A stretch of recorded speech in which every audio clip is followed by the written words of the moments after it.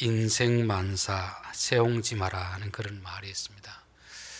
우리가 보기에 참 좋은 일 같은데 그 일이 우리에게 화가 될 때가 있고, 어떤 일은 참 안 좋은 일 같은데 그게 복이 되는 그런 경우가 있다는 것을 말씀하고 있습니다. 세상이 우리가 원하는 대로 다 되지도 않을 뿐더러 우리가 원하는 대로 다 된다고 하면 그게 복일까? 반드시 그렇지만은 않을 것입니다. 우리들 가운데서도 아마 내가 원하는 대로 다 되었다고 하면 이 자리에 안 계실 분들도 있지 않을까, 그런 생각합니다. 내가 원하는 대로 되지 않았기 때문에, 실패를 경험했기 때문에 예수를 믿게 된 사람도 있을 것입니다. 또 내가 좋아하는 사람이 나와 잘 되었다면 아마 이 자리에 부부가 되지 못할 사람도 있었을 것입니다. 그 말은 우리가 원하는 대로 다 되는 것이 반드시 좋은 것은 아니고, 또 우리가 원치 않는 그런 일이 있다고 해서 그것이 반드시 화가 되는 것도 아닙니다. 하나님은 우리에게 모든 것이 합력하여 선이 되도록 그렇게 하신다고 했습니다. 그래서 전도서 7장 13절에 나오는 말씀처럼 하나님께서 행하시는 일을 보라. 하나님께서 굽게 하신 것을 누가 능히 곧게 하겠느냐. 형통한 날에는 기뻐하고 곤고한 날에는 되돌아보아라. 이 두 가지를 하나님이 병행하게 하사 사람이 그 장래일을 능히 헤아려 알지 못하게 하셨느니라. 우리에게 형통한 날을 주시는 분도 하나님이시고 곤고한 날을 주시는 분도 하나님이십니다. 그래서 하나님 때로는 우리에게 형통한 날을 주시기도 하시고 때로는 곤고한 날을 주시기도 한다, 그렇게 말씀했습니다. 이것은 우리의 삶뿐만 아니라 이 사도 바울의 삶도 보면 그와 같다는 것을 알 수가 있습니다. 사도 바울은 2차 전대 여행으로 아시아로 가기를 원했습니다. 그런데 계속 그 길이 막혔습니다. 어떤 방식에서 길이 막혔는지는 알지 못하지만, 그래서 이쪽으로 저쪽으로 계속 가려고 하다가 결국 자기가 원하는 곳이 아닌 다른 곳으로 갔습니다. 그곳이 바로 유럽 지역이고 빌립보로 간 것이죠. 거기서 디모데를 만나고 루디아를 만나고 그렇게 했습니다. 그렇게 또 전도를 하다가 데살로니가에 가니까 또 자기 복음을 듣고 잘 듣는 사람이 있습니다. 그런데 또 반대하는 사람이 있어 또 다시 베레아 쪽으로 가잖아요. 베레아까지 또 쫓아오는 사람이 있었습니다. 그래서 혈혈 단신 혼자 피해가지고 아덴이라는 곳까지 왔습니다. 아덴에 와보니까 이는 도시인데 사람들이 철학을 추구하는 그런 곳입니다. 아주 지적인 도시입니다. 지적인 도시. 공부도 많이 하고 뭔가 새로운 정보에 대해서 관심을 가진 그런 도시였습니다. 그래서 사도 바울은 그곳에서 설교를 합니다. 야, 이런 도시 같으면 정말 내게 딱 맞는 곳이다, 그런 생각이 들었습니다. 사도 바울은 그 당시로 봤을 땐 최고의 명문 학교를 나온 그런 사람입니다. 그러니까 베드로와 같은 그런 수준이 아닙니다. 학력으로 보나 지식 면에서 베드로와 같은 그런 수준이 아니기 때문에 늘 뭐 갈릴리라든지 이런 쪽에서 선교하고 이런 것은 베드로와 자기가 차이가 나지 않습니다. 적어도 이런 곳에서는 자기에게 딱 맞다고 생각했습니다. 이 똑똑한 사람들에게, 철학을 추구하는 이 사람들에게 적어도 내가 설교하면 많은 사람들이 회개할 것이다, 그런 기대감을 가지고 아직 디모데와 실라가 오기도 전에 자기가 막 설교를 하는 것입니다. 그런데 결과는 어떻게 됐습니까? 사람들이 조롱하고 또 몇몇 사람들이 다시 듣고자 했지 회개한 사람도 없고, 그야말로 아덴에서는 참 실패를 했습니다. 실패. 저도 이제 설교에 대한 생각이 여러 가지인데요. 제가 어린 시절 교회 다닐 때 설교라고 하면은 뭐 특별히 설교에 대한 기대감은 안 가졌습니다. 여러분, 예전에 우리 초등학교, 중학교 때 가면은 월요일 되면 뭐합니까? 교장 선생님 훈시하잖아요. 훈시. 그렇죠. 여러분 중에 교장 선생님이 훈시를 듣고 은혜 받은 사람 있습니까? 아무도 훈시를 듣고는 은혜 받은 사람이 없습니다. 월요일이 되니까 당연히 하는 것이다 생각하고 그냥 서서 빨리 시간이 지나기를 기다리는 그런 것과 같이 저도 학생 시절에는 아마 설교에 대해서 그렇게 생각했습니다. 설교는 잘하고 못하고 이걸 따지기 전에 설교는 예배 시간 중에 있는 하나의 순서이니까 빨리 안 끝나나 하는 그 생각만 가지고 어린 시절을 신앙생활했던 그런 기억이 있습니다. 그러다가 제가 신학을 가기 전에 제 여동생이 경기도 광주 가서 살면서 그 교회 목사님 설교 테이프를 보내주었습니다. 오빠 이 설교 한번 들어보라 해서 들어봤는데 지금까지 제가 듣는 설교와는 차원이 달랐습니다. 그전에는 설교를 그냥 형식적으로 훈시 듣는 쪽으로 그렇게 들었었는데 이분의 설교를 들으니까 귀가 열리더라고요. 야, 설교가 이렇게 재미있을 수도 있구나, 그런 생각이 들었습니다. 그래서 설교에 대한 이해가 완전히 바뀌어지는 그런 것이었습니다. 그리고 신학교 가서 제가 생각한 것이 역시 큰 교회를 하려고 하면은 설교를 잘해야 되는구나. 그래서 설교에 대한 책도 많이 보고 테이프도 많이 들었습니다. 신학교를 졸업하고 나서 현실적인 부딪힘에 도달했습니다. 그게 뭐냐면 설교를 잘한다고 해서 교회가 부흥하는 것은 아니구나.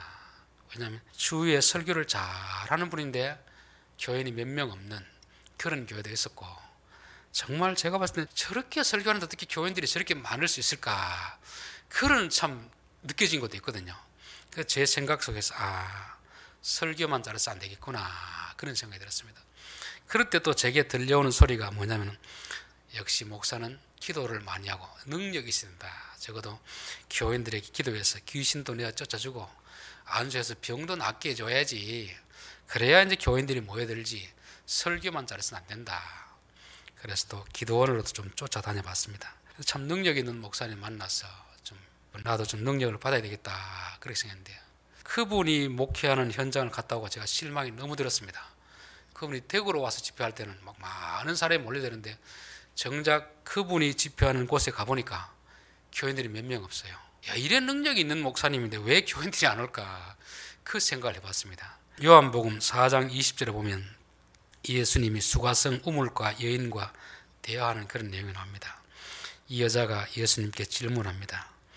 우리 조상들은 이 산에서 예배하였는데 당신네들은 예루살렘에서 예배해야 된다고 합니다. 어떻게 해야 됩니까? 그런 것이죠. 이 그리심산은 오늘날 말하면 능력이 일어나는 그런 산입니다. 기도원과 같은 곳이죠. 예루살렘은 신학교와 같은 곳입니다. 말씀을 중요시하는 그런 것입니다. 그때 예수님이 뭐라고 하냐면은 예수께서 이르시되 여자여 내 말을 믿어라. 이 산에서도 말고 예루살렘에서도 말고 너희가 아버지께 예배할 때가 이르리라. 하나님은 영이시니 예배하는 자는 영과 진리로 예배할지니라. 영으로만 해서도 안 되고 진리로만 해서도 안 되고 영과 진리 두 개가 다 있어야 된다는 것입니다. 말씀만 가지고도 안 되고 능력만 가지고도 안 되고 말씀과 능력이 같이 임해야 된다. 성경은 그렇게 말씀하고 있습니다. 사도 바울이 왜 그럼 아테네에서 실패를 했겠습니까? 여기서는 뭐만 가지고 했습니까? 말씀만 가지고 했습니다. 다른 데서는 말씀을 전하고 또 기적을 일으켰습니다. 근데 여기 와서는 자기하고 너무 맞으니까 이런 지적인 사람들 앞에서는 뭐 기적 이렇게 와야 사람들은 보지도 않을 것이다. 지적인 사람들에게는 지적으로 설교하는 것이 제일 중요하다고 생각하고 아주 고상한 설교를 했습니다. 그들이 가지고 있던 철학적인 사고 중에서 잘못된 부분을 성경적으로 하나 둘씩 이렇게 고쳐준 설교가 바로 그런 것이었습니다. 그런데 그 설교를 통해서 변화된 사람이 없었습니다. 성경에 보면은 몇몇 설교가 나오는데 베드로의 설교, 또 스데반의 설교, 또 바울의 설교가 납니다. 설교학적으로 봤을 때 어느 설교가 가장 훌륭한 설교였습니까? 스데반의 설교가 이스라엘 2000 역사를 꿰뚫어 가지고 한 번에 한 것이니까 아주 훌륭한 설교입니다. 그리고 또 하나는 바울의 설교, 짧게 압축되었지만 이들을 지금 철학을 추구하는 사람들에게 맞도록 맞춤 설교를 했습니다. 그런데 가장 어떻게 보면 내용적으로 보면은 좀 부족한 설교가 베드로의 설교였습니다. 설교가 부흥의 관건에 간다면 누가 설교를 듣고 가장 많이 돌아와야 되겠습니까? 스데반의 설교를 듣고 가장 많이 돌아와야 되겠죠. 그런데 스데반은 설교하고 어떻게 됐습니까? 돌에 맞아 죽었습니다. 어떻게 보면 가장 내용이 빈약한, 잘하고 못하고를 떠났어요. 가장 내용이 간단한 베드로의 설교를 듣고는 3,000명이 얘기했습니다. 그것을 보면은 설교만으로 되는 것이 아니구나. 그렇다고 또 능력만으로 되는 것도 아닙니다. 마태복음 11장에 보면 한 지역에 가서 가장 많이 능력을 행했는데 한 사람도 회개하지 않았습니다. 그걸 보면은 능력만 행한다고 되는 게 아니구나. 그것을 우리가 보게 되는 것입니다. 그래서 내가 뭐 설교를 잘하든지 능력이 있든지 이건 어떻게 보면 하나의 도구입니다. 도구. 거기에 뭐가 있어야 되겠습니까? 하나님의 역사가 나타나야 돼요. 하나님의 역사. 하나님의 역사가 나타나지 않으면 교회 일은 아무것도 되지 않는 것입니다. 그래서 시편 127편에 여호와께서 집을 세우지 아니하시면 세우는 자의 수고가 헛되며 여호와께서 성을 지키지 아니하시면 파수꾼의 깨어 있음이 헛되도다. 그래서 우리가 아무리 열심히 하더라도 하나님이 그 일에 복을 주시고 도와주셔야 되는 것이, 이 사도 바울은 설교에 대해서만큼 자신 있다고 생각하니까 하나님 도움도 구하지 않고 자기 실력을 발휘한다고 했는데 결국 실패하고 그것을 떠나게 되는 것입니다. 우리가 무엇을 하든지 꼭 설교뿐만 아니고 세상 일을 할 때에도 항상 우리는 내가 열심히 하지만 내가 잘하는 걸 한다고 하더라도 하나님이 도와주십시오. 하나님이 도와주셔야 내가 한 수고가 열매로 나타나는 것이, 하나님 도와주시지 않아도 내 힘만으로 됩니다. 이렇게 교만하면 하나님이 가만히 있으면 우리가 아무리 잘하는 일이라도 그 일을 통해서 열매는 나타나지 않게 되는 것입니다. 18장 1절 그 후에 바울이 아덴을 떠나 고린도에 이르러, 결국 아덴에서 정말 실패하고 그는 어쩔 수 없이 고린도로 떠났습니다. 여기서 보면 동사가 수동태입니다. 수동태. 그 말은 자기가 좋아서 고린도로 간 것이 아니고 어쩔 수 없이 누군가에 끌려서 고린도로 간 것입니다. 이 고린도와 아테네는 어떤 성향이 정반대입니다. 아테네는 지적이고 철학을 추구하는 고상한 사람들이 있는 그런 곳이라고 한다면, 이 고린도라는 곳은 상업도시이고 항구도시이고 음란의 도시입니다. 성적으로 아주 타락한 도시입니다. 저는 이 아테네하고 이 고린도 도시를 보면서 그런 생각이 들었습니다. 사람의 지성, 지적인 추구의 끝이 뭘까? 아테네를 보면 보이지 않았죠. 그렇죠? 이들이 결국 철학을 추구했지만 결국은 우상을 섬기는 것이었습니다. 고린도, 돈 많고 부유한 그런 도시일 때 사람들이 돈이 많으면 뭐랄까? 결국은 성적인 타락. 자, 그렇기 때문에 이 사도 바울로 봤을 때는 아테네는 자기 적성에 맞는 그런 도시입니다. 고린도는 어떻습니까? 자기 취향하고는 맞지 않는 그런 곳입니다. 그러니까 개인적으로 보면 바울은 고린도로는 가고 싶지 않는 곳입니다. 성령의 인도하심을 따라서 바울은 고린도로 발걸음을 옮겼던 것입니다. 우리는 내가 원하는 곳에만 가면 이게 잘 되는 일이고 복인 줄 아는데, 또 내가 원치 않는 그런 곳으로 가면 이게 안 좋은 줄 아는데요. 사실 그건 우리는 우리의 앞뒤를 알지 못합니다. 하나님이 인도하시는 그런 곳이 가장 좋은 것입니다. 가장 좋은 곳. 그래서 저는 이 청년들을 볼 때도 그런 이야기를 합니다. 내가 좋아하는 사람을 찾아서 나서지 말고 하나님이 맡겨주는 그런 사람을 선택해라, 그렇게 권고를 하고 있습니다. 왜냐하면 제가 부교육자 시절을 하면서 여러 군데 원서를 내봤거든요. 내가 원하는 쪽을 선택하려고 하니까 하나님 길을 안 열어주시던데, 기도 제목을 바꿔가지고 하나님이 가라고 하는 곳으로 가겠습니다 하니까 즉시로 하나님 응답하시더라고요. 그걸 통해서 저는 결혼하지 않는 우리 청년들을 향해서도 기도 제목을 이렇게 바꾸면 어떨까. 근데 우리 생각은 내가 원하는 사람을 만나 행복할 것이라 생각하잖아요. 내가 원치 않는 사람, 그런 사람을 만나면 불행할 것이 생각하는데 반드시 그렇지만 않습니다. 우리들 가운데서도 서로 좋아서 결혼하는 사람도 있겠지만 본인이 원치 않았는데 부모가 떠밀어서 결혼해가지고 잘 살고 있는 분도 있잖아요. 그렇죠? 그래서 우리는 아무리 좋다고 생각하더라도 그 길이 반드시 복이라는 것도 아니고, 이건 나빠서 가기 싫은 길이라고 반드시 나쁜 것도 아니라는 것을 말씀하는 것입니다. 찬송가에 보면은 주와 같이 길 가는 것 즐거운 일 아닌가. 3절에 보면 꽃이 피는 들판이라 험한 골짜기라도 주가 인도하는 대로 주와 같이 가겠네. 예수님이 인도하시면 꽃길로 인도해도 가야 되지만 험한 골짜기라도 가야 됩니다. 내가 원하는 쪽으로 하나님 길을 열어주셔도 가야 되지만 하나님이 그 길을 막으시고 내가 원치 않는 그 길을 열어주셔도 우리는 가야 됩니다. 왜냐하면 하나님께서 우리에게 나쁜 곳으로 인도하지는 않거든요. 우리가 보기엔 나쁜 것이 하나님 보시기엔 더 좋기 때문에 우리를 그곳으로 인도하는 것입니다. 자, 이렇게 해서 고린도로 와서 2절 아굴라라는 본도에서는 유대인 한 사람을 만나니 글라우디오가 모든 유대인들을 명하여 로마에서 떠나게 하라는 고로 그가 그 아내 브리스길라와 함께 이달리아로부터 새로 온지라 바울이 그들에게 가매. 여기서 이제 자기가 가고 싶지 않았던 곳이 바로 고린도였는데, 고린도에서 누굴 만나냐면은 브리스길라와 아굴라 부부를 만납니다. 이 로마서에 보면은 이 브리스길라와 아굴라에게 여러 번 칭찬하는 것을 볼 수 있습니다. 즉 바울의 사역에서 많은 동역자들이 있었는데 그 중에서 가장 목숨을 내걸고 도와준 사람이 누굽니까? 브리스길라와 아굴라 부부입니다. 즉 바울이 고린도에 가지 않았더라면 이 부부를 만날 수가 없습니다.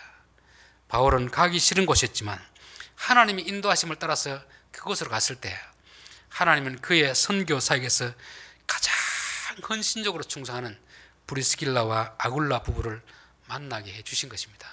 이게 우연의 일치겠습니까? 우연의 일치는 아니거든요. 바울이 고린도로 가기 전에 이미 그곳에 누가 와 있었습니까? 브리스길라와 아굴라가 와 있습니다. 이들은 본도라는 것은 이쪽 아시아 쪽, 터키 아시아 쪽 사람인데 이들은 무슨 이유인지 모르지만 로마에 가서 살고 있습니다. 왜 로마에 가서 살겠습니까? 시골에 살던 사람이 서울에 가는 이유는 뭐겠습니까? 사람이 많은 곳에 돈 벌기 위해서 가는 거 아닙니까? 그렇죠. 그래서 이 브리스길라와 아굴라도 로마에 가서 살았는데 그때 이제 유대인들이 폭동을 일으켰습니다. 폭동. 그러니까 글라우디오라 하는 황제가 이대로 두면 안 되겠다 싶어가 유대인들을 다 쫓아냈습니다. 그래서 이 결국은 자기도 로마라는 그 도시에서 추방을 당했습니다. 어디로 갈까 고민하다가 그래도 나중에 보니까 고린도가 가장 사람이 많은 상업도시임을 알고 고린도에 와서 자기가 천막 짓는 그런 아마 공장 같은 것을 만들었던 것 같습니다. 자, 사도 바울은 이제 혼자서 먹고 살 일이 막막하잖아요. 그래서 자기가 배운 것이 천막이거든요. 천막. 유대인들은 항상 어릴 때 율법을 가르치기 전에 항상 먹고 살 수 있는 그런 직업을 가르칩니다. 왜냐하면 먹고 사는 문제 해결돼야 신앙도 하는 거지, 먹고 사는 문제가 해결 안 되는데 어떻게 신앙생활을 하겠습니까? 그래서 어릴 때부터 기술 한 가지는 꼭 가르치는 것입니다. 그래서 사도 바울이 이전에는 교회가 주는 후원금을 받아가지고 선교를 했다고 하면 이제 고린도에 와서는 후원금이 끊겨버렸습니다. 그러니까 더 이상 일을 하지 않고는 안 될 그런 상황인 거죠. 그래서 쭉 다니다 보니까 유대인들이 세우는 공장이 있습니다. 가게인지 공장인지 모르지만 가보니까 또 천막을 짓는 곳입니다. 그래서 가서 그것에서 같이 일을 하게 된 것입니다. 자, 사도 바울도 아덴에서 실패해서 고린도로 온 사람이고 이 브리스길라와 아굴라도 로마에서 어떻게 보면 추방되어서 이쪽으로 온 사람들입니다.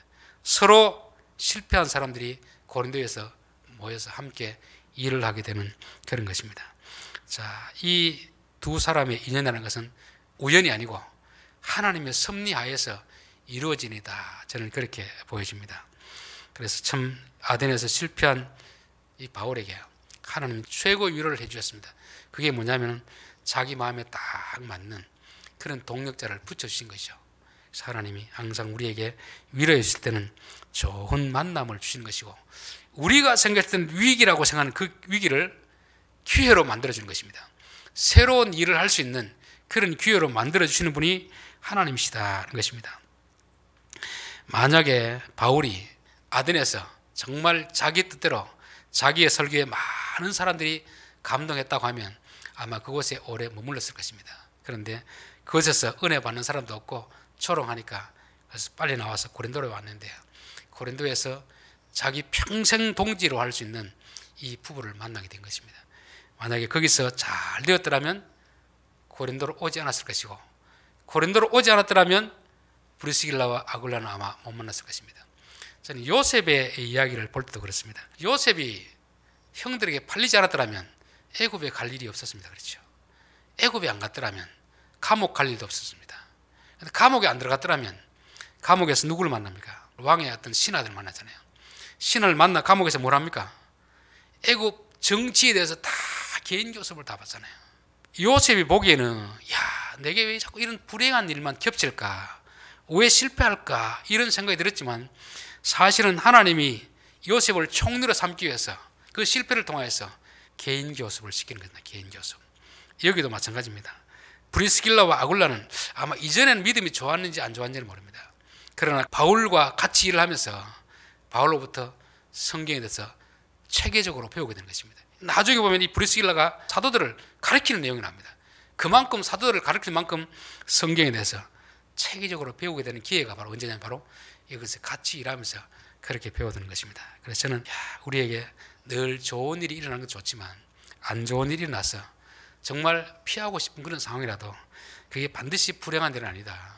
그 일을 통해서 하나님이 또 특별한 계획이 있겠구나, 그런 생각을 해봤습니다. 자, 4절 안식일마다 바울이 회당에서 강론하고 유대인과 헬라인들을 권면하니라. 우리 교회하고 유대 회당은 좀 다릅니다. 유대는 회당에는 설교라기보다는 어떤 두루마리 성경을 읽고 나서 그 회당에 처음 온 손님이 있으면 우리들 가운데 와서 좀 좋은 이야기 해주십시오, 그런 기회를 제공합니다. 그래서 그걸 알기 때문에 바울은 회당에 가서 매 안식일마다 성경을 가르쳤습니다. 왜냐하면 바울에게 있어 천막 짓는 것보다 더 중요한 건 뭐겠습니까? 선교하러 오는 사람이니까 선교하는 게 더 중요한 거거든요. 그래서 바울에게 있어서 천막 짓는 것은 부업입니다. 부업. 본업은 뭡니까? 회당에 가서 복음을 전하는 것이 이게 본업입니다. 저는 우리 예수 믿는 사람들이 있었어. 직장 다니는 거 어떻게 보면 가장 중요한 일 같지만 그거는 우리의 본업이 아닙니다. 부업입니다. 부업. 뭐 하기 위해서? 우리가 먹고 살고 건강해서 주의 복음을 전하기 위해서, 하나님의 백성으로 살기 위해서 있는 것이, 천막 치는 이것이 본업이 되면 안 된다는 거죠. 여기서도 보면은 자기가 이제 후원자도 끊어주고 했으니까 여기서 일만 하면 열심히 일만 할 수 있잖아요. 일은 하지만 그러나 바울에게는 이건 내 본업이 아니다. 이거는 내가 먹고 살기 위한 것이고 나의 본업은 회당에 가서 복음을 전하는 것이다. 그런 생각을 가지고 이런 일을 했습니다. 저는 우리 예수 믿는 사람들에도 항상 내가 이 땅에서 해야 될 본업은 농사 짓는 것도 아니고 직장이라는 것도 아니고 그건 하나의 예수님을 전하기 위한 매개체, 도구로 삼아야 됩니다. 진짜 일은 뭡니까? 그 일을 하면서 만나는 사람들에게 예수님을 전하는 것이죠. 예수님을 전하고 복음을 전하고 우리의 삶을 통해서 예수님의 모습을 보여주는, 이게 우리의 본업이 되어야 될 줄 믿습니다. 그렇게 월급을 많이 주느냐 이건 중요하지 않습니다. 그 일을 통해서 내가 예수님을 전했고 예수님 모습을 보여줬더라면 우리는 본업에 충실한 그런 삶을 살았다고 볼 수가 있습니다. 자, 오늘 결론입니다. 바울이 자기 개인적 성향으로 봤을 때는 아테네가 훨씬 더 좋은 곳이었습니다. 그곳에서 자기의 실력을 마음껏 발휘할 수 있는 그런 곳이었습니다. 그런데 자기 생각과는 반대로 실패하고 그것을 떠날 수밖에 없었습니다. 그러나 그 고린도라는 곳은 자기 성향과는 너무도 안 맞는, 가고 싶지 않는 그런 곳이었습니다. 그러나 하나님은 바울에게 하여금 어느 한쪽에 치우치지 않고 이쪽 골고루 다 균형 있는 신앙의 모습을 하도록 때로는 아테네로 인도하기도 하고 때로는 고린도로 인도하기도 하는 것입니다. 어쩌면 고린도는 가장 바울의 설교가 필요한 그런 도시였습니다. 그래서 다른 도시보다 선교한 현장에서 가장 오랫동안 1년 반을 고린도에 머무는 것입니다. 그만큼 고린도 사람들은 향락주의, 쾌락주의, 돈은 있는데 철학을 모르니까 이들에게는 정말 지적인 부분이 필요했던 그런 곳이었기 때문에 하나님은 사도 바울을 아테네에서 실패하게 해서 고린도로 보내시고 또 더 중요한 것은 고린도에서 그의 평생의 중요한 후원자인 브리스길라와 아굴라를 만나게 하는 것입니다. 브리스길라와 아굴라도 만약에 로마에서 추방당하지 않았더라면 고린도에 올 일이 없었습니다. 고린도에 안 왔더라면 그의 신앙은 늘 외전 그냥 그 정도 수준인데요. 여기서 바울과 만나가지고 개인적으로 바울에게 성경을 배워서 정말 훌륭한 그런 성경 교사가 될 정도로 그런 위기가 기회로 만들어주신 그런 하나님이었습니다. 우리의 삶 가운데서도 때로는 잘 될 때 그땐 하나님 앞에 감사해야 되지만 또 공고하고 어려움이 닥칠 때는 하나님이 또 이 일을 통해서 새로운 일을 계획 하시는구나를 생각하고 이 일을 통해서 하나님이 무슨 일을 할 것인가 우리의 기대감을 가지면 되는 것입니다. 바울은 이곳에서 생존을 위해서 천막 치는 일을 하지만 그게 자기의 본업으로 삼지 않았습니다. 그건 하나의 부업인 거죠. 그냥 먹고 살아야 되니까. 하지만 그보다 더 중요한 것은 바로 내가 복음을 전하는 일이다. 저는 우리 모든 믿는 사람들에게 세상 사람들은 일을 해서 돈을 많이 벌고 무엇을 먹을까, 무엇을 마실까, 무엇을 입을까, 즉 좋은 음식을 먹고 좋은 집에 살고 좋은 차를 타기 위해서 그게 돈 버는 목적이고 일하는 목적이지만 우리 예수 믿는 사람은 그게 아니고 복음을 전하는 것이 우리의 본업이 되어야 될 줄 믿습니다. 기도드리겠습니다.